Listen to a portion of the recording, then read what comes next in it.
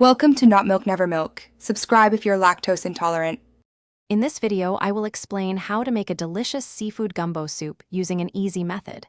We'll begin by gathering all our fresh ingredients, ensuring everything is ready for a smooth cooking process.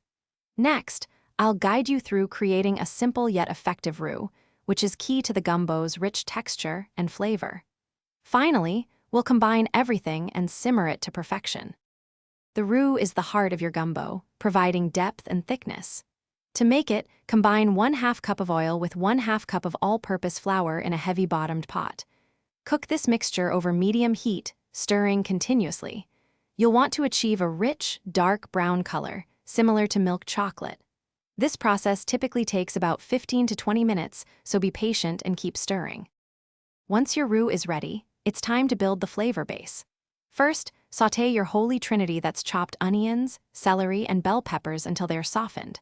Then, gradually whisk in about 6 cups of chicken or seafood stock into your roux, ensuring there are no lumps.